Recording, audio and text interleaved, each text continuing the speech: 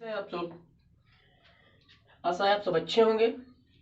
आज हमारा जो वीडियो है वो जनगणना स्पेशल है और उसमें भारत की जनसंख्या के बारे में, भारत की जनगणना के बारे में बताएंगे कि भारत का लिंगानुपात कितना है, भारत का जनसंख्या घनत्व कितना है, यूटीज में कितना है, यूनियन टेरिटरीज में कितना है, साधारण राज्यों में कितना है। तो ये सारी बातें आपको हम बताएंगे। तो आइए शुरुआत करते हैं।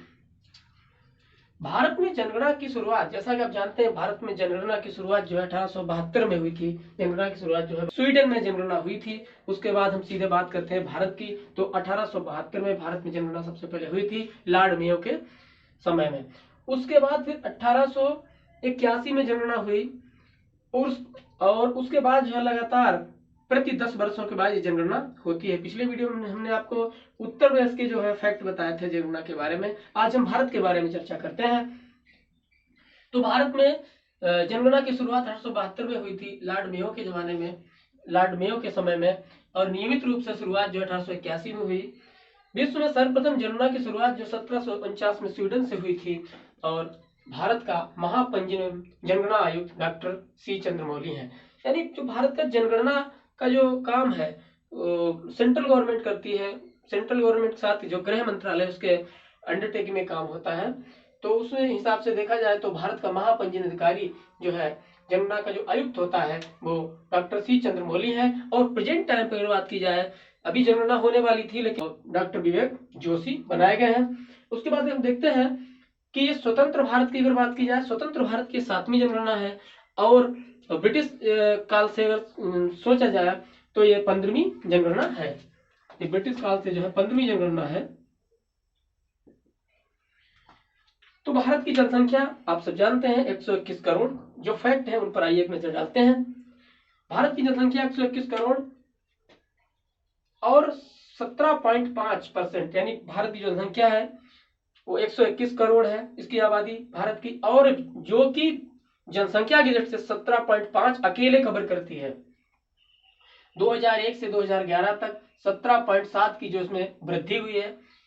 उसके बाद नगरीय जनसंख्या है उसमें 31.2% वृद्धि हुई है, हमने प्लस से सिंबलाइज किया है। और ग्रामीण में 68.8% की वृद्धि हुई है। यानी 2001 से 2011 के बीच में 17.7% की वृद्धि हुई है। उसके बाद जो है नगरीय जनसंख्या में 31.2% की वृद्धि हुई और ग्रामीण में 68.8% की वृद्धि हुई है। तो भारत में स्थिरता प्राप्त करने का जो लक्ष्य था 2045 से अब 2070 कर दिया गया। 2045 पहले था, 2070 कर दिया गया। यानी 2070 तक भारत में स्थिरता प्राप्त की जा सकती है, ऐसा अनुमान लगाया गया है। अधिकतम न्यूनतम हमने आपको आसान भाषा में समझाने के लिए यहाँ पर अधिकतम लिख रखा है, यहाँ पर न्यूनतम। इसका मतलब ये हुआ कि अगर राज्यों की बात की जाए तो जनसंख्या में जो मैक्सिमम जो पॉपुलेशन है वो है उत्तर प्रदेश की, इस समय 20 करोड़। उसके बाद नंबर आता है महाराष्ट्र का 11 करोड़। उसके बाद नंबर आता है बिहार का 10 करोड़। यानी उत्तर प्रदेश, महाराष्ट्र और बिहार। न्यूनतम की बात की जाए तो सबसे कम 6 लाख सिक्किम में, उसके बाद मिजोरम में 10 लाख जनसंख्या है। सर्वाधिक जो केंद्र शासित राज्यों में यानी यूनियन टेरिटरीज की अगर बात करें तो सर्वाधिक जनसंख्या वृद्धि जहां हुई है उनको हम देखते हैं। तो सर्वाधिक जनसंख्या वृद्धि जो है 55.9% दादरा एवं नगर हवेली में हुई है। उसके बाद न्यूनतम जनसंख्या वृद्धि जो है 6.3 की जो परसेंटेज की जो वृद्धि हुई है वो लक्षद्वीप में देखी गई है। उसके बाद सर्वाधिक जनघनत्व की बात की जाए, सर्वाधिक जनघनत्व की अगर बात की जाए तो बिहार में 1106। उसके बाद पश्चिम बंगाल 1028। यानी जनघनत्व का मतलब होता है 1 किलोमीटर के पेरिमीटर में, यानी 1 किलोमीटर इधर, 1 किलोमीटर इधर, 1 किलोमीटर इधर, 1 किलोमीटर इधर, यानी 1 किलोमीटर, 1 किलोमीटर, 1 किलोमीटर और 1 किलोमीटर। इसको कहते हैं डेंसिटी, जनसंख्या एक घनत्व है। ठीक है, तो इतने पैरामीटर में सर्वाधिक जनसंख्या अगर देखी जाए तो बिहार में है 1106 है, फिर पश्चिम बंगाल में 1028 है, और सर्वाधिक यूनियन टेरिटरी यानी केंद्र शासित राज्य की जनसंख्या मिस हो गया, दिल्ली में है 1.67 करोड़। उसके बाद न्यूनतम की बात की गई लक्षद्वीप यानी 64,000। दिल्ली में सर्वाधिक 1.67 करोड़ है। उसके बाद अगर बात की जाए तो न्यूनतम जनसंख्या जो है लक्षद्वीप में यानी 64,000 है। उसके बाद सर्वाधिक जो वृद्धि हुई है वो दादरा नगर हवेली में हुई है 55.9%, और न्यूनतम वृद्धि की अगर बात की जाए तो 6.3% लक्षद्वीप की बात की गई है। तो सर्वाधिक जनघनत्व की बात हमने आपको बताई बबिहार में है, उसके बाद पश्चिम बंगाल में है, 17 व्यक्ति रहते हैं या पाए जाते हैं। उसके बाद नंबर आता है मिजोरम का, वहां पर 52 व्यक्ति है। देश का जो जनघनत्व है वो 382 है। देश का जनघनत्व जो है वो 382 वर्ग किलोमीटर है। व्यक्ति, यहाँ पर व्यक्ति मिस हो गया। देश का जनघनत्व 382 प्रति व्यक्ति, यानी 382 व्यक्ति प्रति वर्ग किलोमीटर। यूनियन टेरिटरी यानी केंद्र शासित राज्य की अगर बात की जाए तो दिल्ली में जो लिखा है 11,320, उसके बाद अंडमान में 46 और अंडमान एंड निकोबार में 46। मतलब यह 1 किलोमीटर के पैरामीटर में 46 व्यक्ति रहते हैं और दिल्ली में रहते हैं 11,320।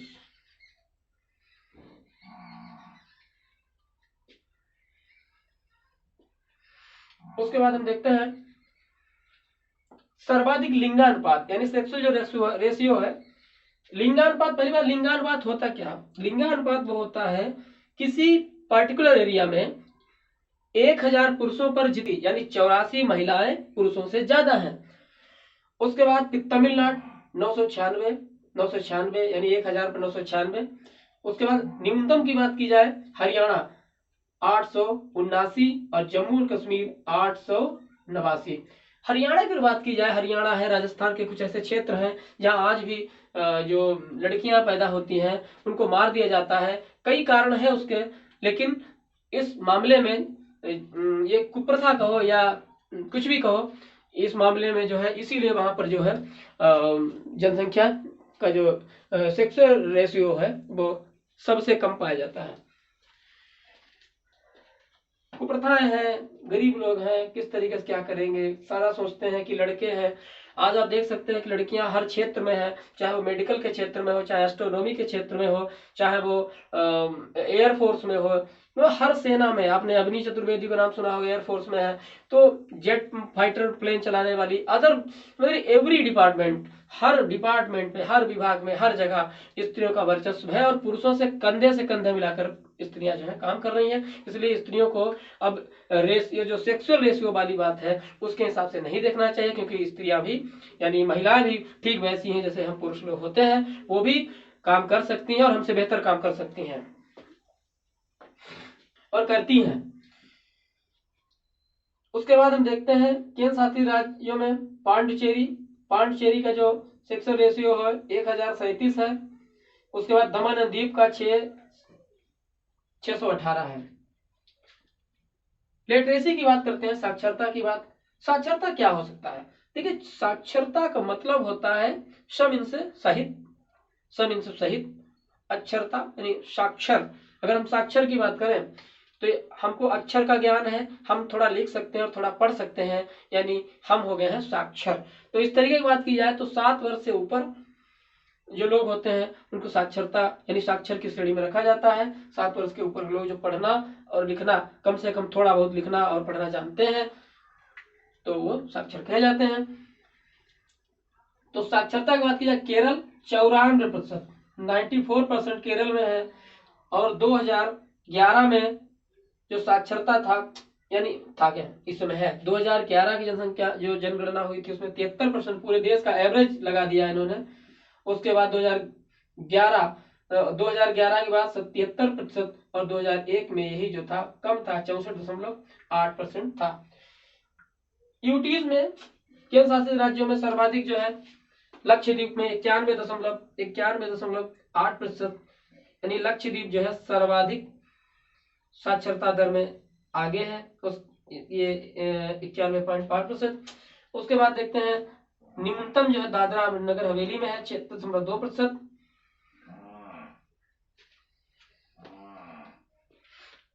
अब यहाँ पर साक्षरता लिखी है, पूरे देश की साक्षरता अगर बात की जाए, पूरे देश की जो साक्षरता है उस पर हम अगर देखें तो जो साक्षरता दर है 73% है। सर्वाधिक अंतर अगर देखा जाए तो राजस्थान में, आपको बता चुके रूढ़िवादी है, ऑर्थोडॉक्सीज है वहां पर, और इसलिए वहां पर ये लोग जो है साक्षरता यानी जो जो सेक्सुअल रेशियो के हिसाब से बात करते हैं। पुरुष पुरुष जो है 79.2% है, स्त्रियां 52.1% है, और इनका जो अंतर है 27.1% का है। और विश्व की जनसंख्या जो विश्व की जनसंख्या दिवस यानी विश्व जनसंख्या दिवस जो 11 जुलाई को मनाया जाता है, उसके बाद परिवार नियोजन कार्यक्रम 1952 में शुरू किया गया था। परिवार नियोजन के बारे में जान सकते हैं किस प्रकार से अपना परिवार बढ़ाएंगे। परिवार नियोजन मतलब एक प्लान के द्वारा परिवार बढ़ाना, ठीक है, ताकि अपने बच्चों को उचित शिक्षा उनका और अच्छे से उनका पालन पोषण कर सके। और हम देखते हैं केरल की साक्षरता जो है 94% है। आपको याद होना चाहिए, एग्जाम में यही सब आता है। 94% यानी सर्वाधिक लिटरेसी रेट जो है केरल का है। रेशियो से सेक्स रेशियो है वो भी केरल का है। सेक्स रेशियो और लिटरेसी रेट है वो भी केरल, यानी केरल जो है साउथ में पड़ता है, वो टॉप पर है। भारत का क्षेत्रफल विश्व का 2.5%। इसका मतलब हुआ जो भूखंड है, भारत का जो भूखंड है वो 2.4% पूरे विश्व का है।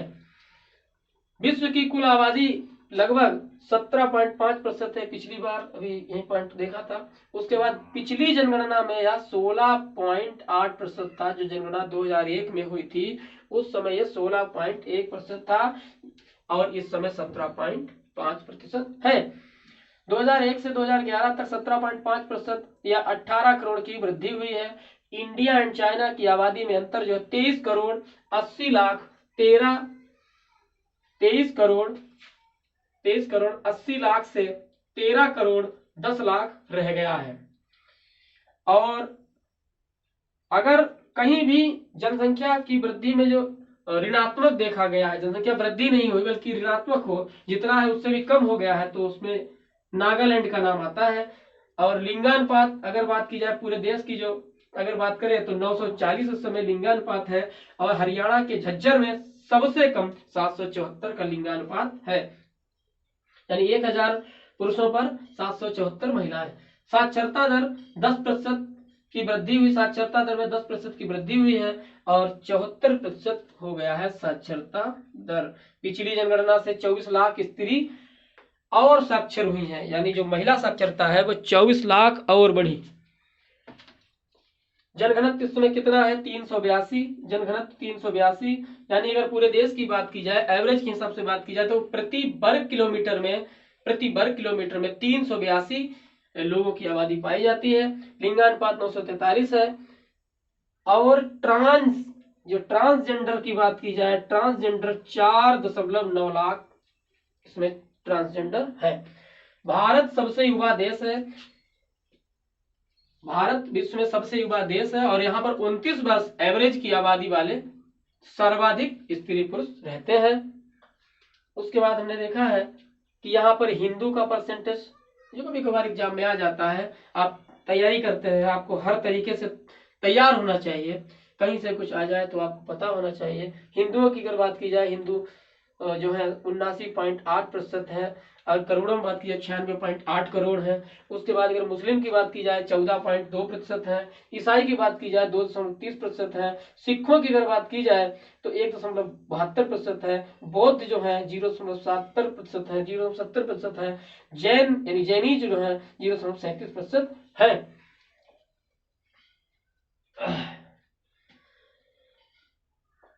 तो जो फैक्चुअल नॉलेज है जनसंख्या 2011 के बारे में हमने प्रयास किया है कि आने वाले एग्जाम में आपसे कोई भी ऐसी चीज स्किप ना हो और आप बेहतर तैयारी करते रहिए। और इसके बाद हम देखते हैं अगर कुछ बचा है, हाँ थोड़ा बच गया है। सर्वाधिक एससी शेड्यूल कास्ट पंजाब में है और सर्वाधिक जो 80% है वो पंजाब में है। सर्वाधिक 80 जो उत्तर प्रदेश में पाए जाते हैं। आपको पता होना जो उत्तर प्रदेश की आबादी सर्वाधिक, इसलिए 80 भी ज्यादा हो सकते हैं। सर्वाधिक जो एसटी है मध्य प्रदेश में है और सर्वाधिक एसटी का जो प्रतिशत है, शेड्यूल जो ट्राइब्स हैं, जनजातियां हैं, जनजातियां का मतलब ये होता है जिन जातियों यानी जो जातियां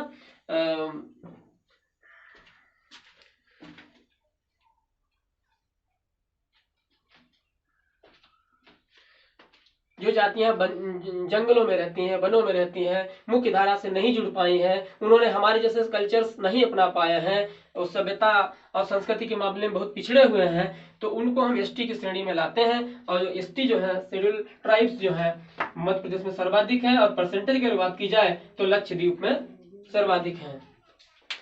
तो यहीं पर हम ये वीडियो अपना समाप्त करते हैं, और उसके बाद शीघ्र ही हम एक नया वीडियो लेकर आएंगे, जिसमें इसमें कुछ बचा होगा तो हम उसमें बताएंगे आपको।